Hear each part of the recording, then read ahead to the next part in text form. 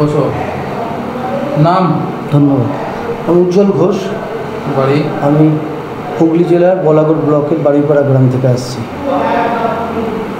আজকে বাংলা কয় তারিখ উজ্জ্বল? আজকে বাংলার 27 তারিখ, 27শে বৈশাখ 1432। 1432 বঙ্গাব্দ। 25 বৈশাখ কোন মানুষের জন্মদিন ছিল? কবিগুরু রবীন্দ্রনাথ ঠাকুরের জন্মদিন ছিল। এবার কততম জন্মদিন ছিল? কততম? এটা এই মুহূর্তে বলতে পারছি না। এরা কবিগুরু, নোবেল পুরস্কার জয়ী, বাংলা তথা ভারতের শ্রেষ্ঠ কবি, তার জন্মদিন পালন টালন হয়নি কোথাও কাছাকাছি? হ্যাঁ, পালন হয়েছে, কিন্তু এটার উপর কবিতা বলতে পারবে?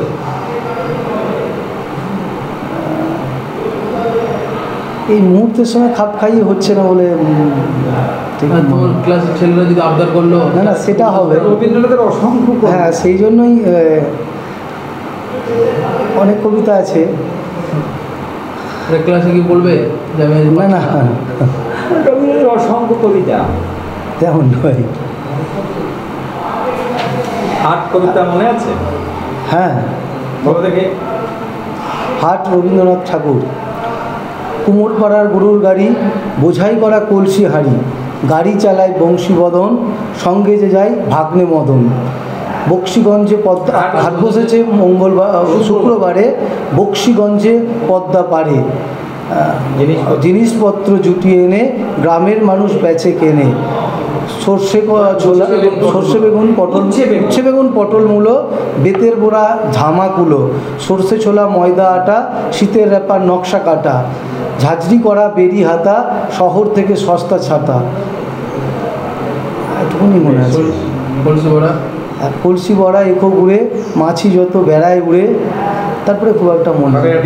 আল্লোঘাটে চাষের মেয়ে। হ্যাঁ, পরে গান শুনে বিক্রি করে। এই যে শীতের র্যাপার নকশা কাটা, হ্যাঁ, র্যাপার মানে কি? র্যাপার মানে ওই কম্বল জাতীয় জিনিস, যেটা চাদর বা কম্বল, শীতের পোশাক, হ্যাঁ, চাদর বা কম্বল, সেটাই র্যাপার।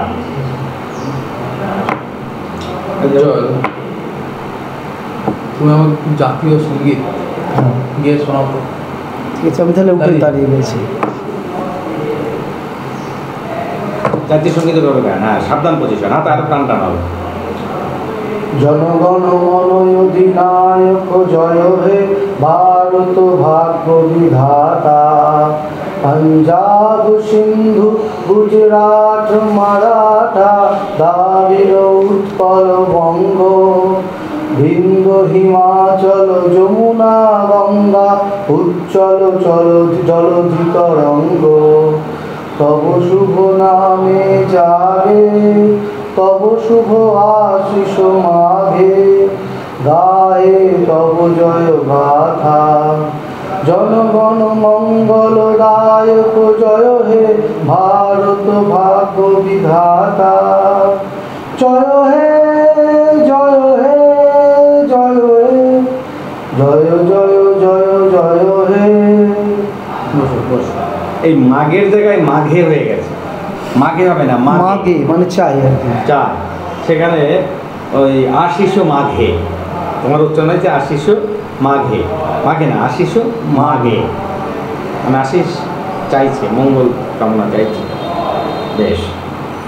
আচ্ছা উজ্জ্বল, এই যে উৎকল বঙ্গ, উৎকল কোথায়? এখন উৎকল বলতে উড়িষ্যার অঞ্চলটাকে বোঝানো হয়, তবে আরও আগে অতীতে উৎকল বলতে আরও বৃহত্তর অঞ্চল ছিল, ওটাকে বোঝানো হচ্ছে। একটু জনগণ মনোদিক আর টাইম কত মিনিট? এটা 52 সেকেন্ড। 52 সেকেন্ড, তাই না? এটা প্রথম গাওয়া হয়েছিল কত সাল? এটা প্রথম গাওয়া হয়েছিল 1911 সালে জাতীয় কংগ্রেসের অধিবেশনে। কোন অধিবেশন? জাতীয় কংগ্রেসের কলকাতা অধিবেশনে গাওয়া হয়েছে। বাহ, জাতীয় কংগ্রেসের কলকাতা অধিবেশনে প্রথম গাওয়া হয়েছে। আচ্ছা, এখন বাংলার, পশ্চিমবাংলার একটা জাতীয় সঙ্গীত আছে, কি সেটা? পশ্চিমবঙ্গের একটা জাতীয় সঙ্গীত আছে। পশ্চিমবঙ্গের জাতীয় সঙ্গীত, এটা অ্যাকচুয়ালি কোনো রাজ্যের জাতীয় সঙ্গীত ওরমভাবে হয় না, তবে একটা রাজ্যের জাতীয় সঙ্গীত, নো দেশ জাতীয় সঙ্গীত আলাদা।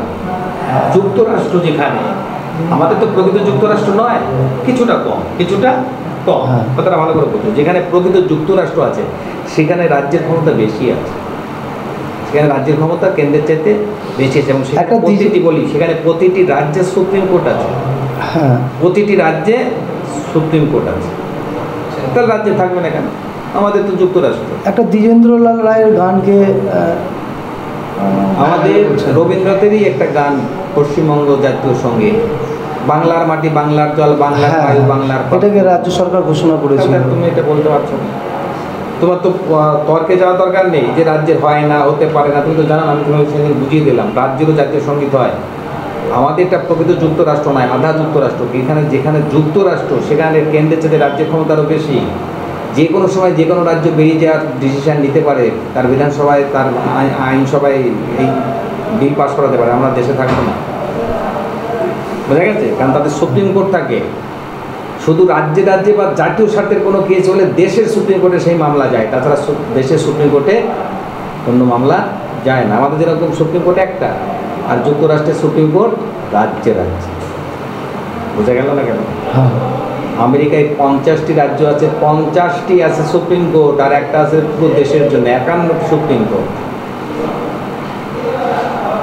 বোঝা গেছে? হ্যাঁ। তাই রাজ্যের অবশ্যই হবে, ওই জন্য তর্ক করা যাবে না যে রাজ্যের তো হয় না। কেন হবে না? রাজ্যের আছে, রাজ্যের সব আলাদা আছে। আমাদের রাজ্যের কি জাতীয় ফুল কি? আর দেশের জাতীয় ফুল কি? দেশের জাতীয় ফুল হচ্ছে পদ্ম, পদ্ম। আর এবং রাজ্যের জাতীয় ফুল হচ্ছে শিউলি। শিউলি। তাহলে নেই কেন? তাহলে নেই কেন? যদি সবটাই হয়, আমাদের দেশের জাতীয় পশু কি? বাঘ। দেশের জাতীয় পশু হচ্ছে রয়্যাল বেঙ্গল টাইগার। বাঘ। তাহলে আমাদের রাজ্যের কি? রাজ্যের জাতীয় পশু হচ্ছে মেছো বেড়াল। তাহলে নাই কেন? তাহলে সব যদি হয় তাহলে হবে না? কেন হবে না? তাহলে এগুলো তো হয়েছে, তাহলে হবে না কেন? না, ওটাকে রাজ্য সঙ্গীত বলা যায় নাকি? হ্যাঁ, রাজ্যের সঙ্গীত। হ্যাঁ, জাতীয় সঙ্গীত না বলে রাজ্যের জাতীয় সঙ্গীত হয়তো, রাজ্যের জাতীয় সঙ্গীত, যদি রাজ্য নামটা উল্লেখ আছে। রাজ্য জাতীয় সঙ্গীত মানে পুরো রাজ্যের এইটা গ্রান্টেড। বুঝা গেছে? ঠিক আছে। গ্রান্টেড রাজ্যের জাতীয় সঙ্গীত। তো জাতীয় সঙ্গীত আর রাজ্যের জাতীয় সঙ্গীত এর ব্র্যাকেটে তো রাজ্য উল্লেখ থেকে যাচ্ছে। আমাদের জাতীয় বাদ্যযন্ত্র কোনটি? জাতীয় বাদ্যযন্ত্র এটা আমার জানা নেই। বীণা। এটা ভারতের জাতীয় বাদ্যযন্ত্র কি? বীণা। সরস্বতীর হাতে থাকে হ্যাঁ, বীণা। যাক, তুমি বলো দেখি, অর্থের দিক দিয়ে বাক্য কয় রকমের হয়? অর্থের দিক দিয়ে বাক্য 3 রকমের। কি কি?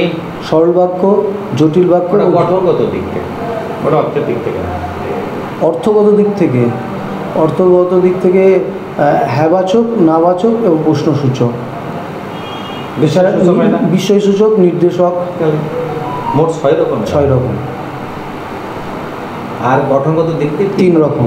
এটা একটা 3 জটিল বাক্যের উদাহরণ দাও তো। যদি তুমি আসো তবে আমি যাব। রাইট, যদি তুমি আসো তবে আমি যাবো। বাহ। আচ্ছা, তুমি বলো দেখে যে এটা ভাব বাচ্চার উদাহরণ দাও। ভাব বাচ্চা। ভাববাচ্ছে তোমার আশা হোক। বাহ, তোমার আশা হোক। আচ্ছা, আমরা যে পাঠদান করাই ক্লাসে পড়াই, এই পাঠদান কয় রকম পদ্ধতি আছে? পাঠদান 2 রকম, একটা সরব এবং নীরব। পাঠদান আমি পড়াচ্ছি, তুমি পড়াচ্ছ। হ্যাঁ, কয় রকমের? 2 রকমের। কি কি? একটা আরোহী, একটা একটা আরোহী, অবরোহী। হ্যাঁ, ওটা জানি। মাথায় আনতে হবে যে পাঠদান 2 রকমের করা যায়। একটা আরোহী আর একটা অবরোহী। একটা নিচের থেকে উপরে ওঠা, একটা উপর থেকে নিচে নামা, তাই না? এটা জানি। তো সেটা বলতে হবে যে 2 রকমভাবে পাঠদান করা যায়, একটা আরোহী, একটা অবরোহী।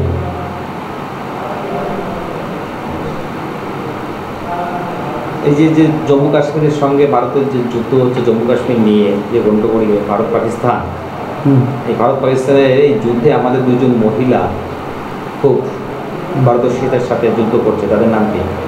একজন হচ্ছে সুফিয়া কুরেশি, আর একজন, আমার টাইটেলটা মনে হচ্ছে এই মুহূর্তে সিং। 2জনের নাম তো মনে রাখতে হবে। ভূমিকা সিং। ভূমিকা সিং। তো ভূমিকা সিংয়ের নামটা তো মনে রাখতে হবে। 2জনের যে জয়, পারদর্শিতা আমাদের মুগ্ধ করেছে, তাই না? হ্যাঁ, আমাদের মুগ্ধ করেছে। সুদর্শন চক্র এই যুদ্ধে ভারত ব্যবহার করেছে, হ্যাঁ। তার প্রকৃত নাম কি? S-400। S-400 কোন দেশ থেকে আমদানি করা? এটা রাশিয়া থেকে আমদানি করা হয়েছে। রাশিয়া থেকে আমদানি করা। আমাদের যে 3 বাহিনী আছে, স্থল, নৌ এবং বিমান, হ্যাঁ। তার সর্বাধিনায়ককে? রাষ্ট্রপতি। রাষ্ট্রপতি কখন যুদ্ধ ঘোষণা করতে পারে? যদি ক্যাবিনেট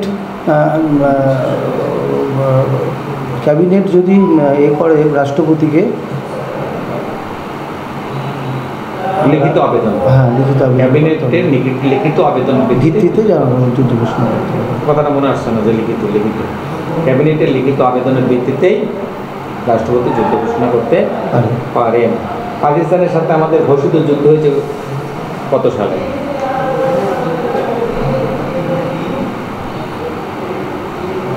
ঘোষিত যুদ্ধ অনেকবার হয়েছে, কোনটা ঘোষিত আমার ঠিক। এটাও ঘোষিত যুদ্ধ না, এটাও যুদ্ধ না। যুদ্ধ ঘোষণা করতে রাষ্ট্রপতি যুদ্ধ ঘোষণা করেছে না, এটা সংঘর্ষ। হ্যাঁ, সে অর্থে সংঘর্ষ।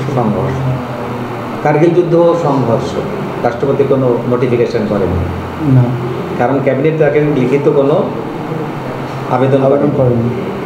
তাহলে সারা দেশে হ্যাঁ সেই কী বাজে? ইমার্জেন্সি শেয়ালি বাজে না, সাইরেন? হ্যাঁ, সেই সাইরেন বাজে। আমাদের এখানে সাইরেন বেজেছে না, বাজে। তার মানে রাষ্ট্রপতি যুদ্ধ ঘোষণা করে সংঘর্ষ।